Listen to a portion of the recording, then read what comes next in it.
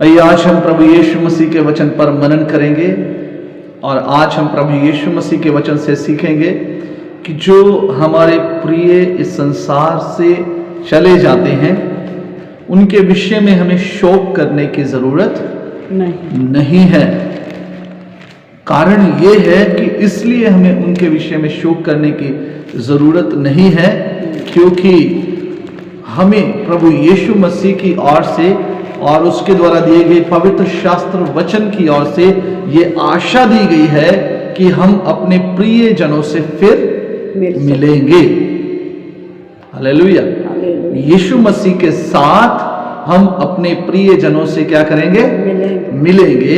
इसलिए हमें बिल्कुल भी शोक करने की जरूरत, हाँ, मनुष्य होने के नाते हमें शोक होता है, लेकिन मेरा जो आज इस वचन से समझाने का अर्थ है कि हमें उस शोक में पूरी रीति से डूब नहीं जाना, निराश होकर। संसारिक रीति से हमें थोड़ा शोक होगा, निराश भी होंगे, लेकिन फिर से परमेश्वर का वचन जैसे हमें आशा देता है, फिर उस निराशा से क्या जाना है? बाहर आ जाना है।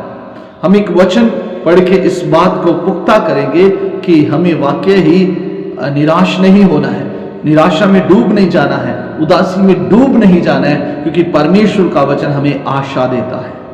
मेरे साथ पढ़िए प्रकाशित वाक्य उसका 1 अध्याय उसका 18 वचन। प्रकाशित वाक्य 1 अध्याय उसका 18 वचन पढ़ेंगे। The book of Revelation chapter 1 verse 18। मैं मर गया था और अब देख मैं युगन युग जीवता हूँ। हमारा जो परमेश्वर है जिसका नाम यीशु मसीह, वो खुद ये शब्द कहता है, मैं मर गया था। यीशु मसीह जब इस दुनिया में उसने जन्म लिया लोगों के पापों को क्षमा करने के लिए, उस समय वो लोगों के पापों का, दुनिया के जितने लोग थे उनके पापों का बोझ लेकर वह क्रूस पर चढ़ गया, मर गया। इसलिए यहां पर लिखा है यीशु मसीह कह रहा है मैं मर गया था और अब देख मैं युगन युग, हाँ, यीशु मसीह कह रहा है अब देख मैं युगन युग जीवता हूं। हालेलुया।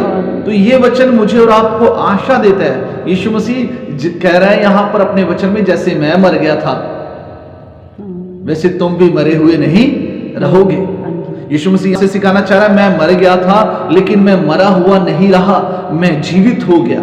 इसलिए यीशु मसीह मुझे और आपको आशा देता है कि हमारे प्रिय जन जो इस संसार में बेशक चले गए हैं या सो गए हैं, ये मर गए हैं, प्रभु यीशु मसीह में आशा दे रहा है जैसे वो खुद जीवित हुआ, उन्हें भी आने वाले समय में जो उसने समय ठहराया है उसके अनुसार क्या करेगा? जीवित। ऐसा नहीं कि उनका चैप्टर क्लोज हो गया, ऐसे नहीं कि आशा अब जाती रही। यीशु मसीह उन्हें फिर से इसी शरीर में क्या करेगा?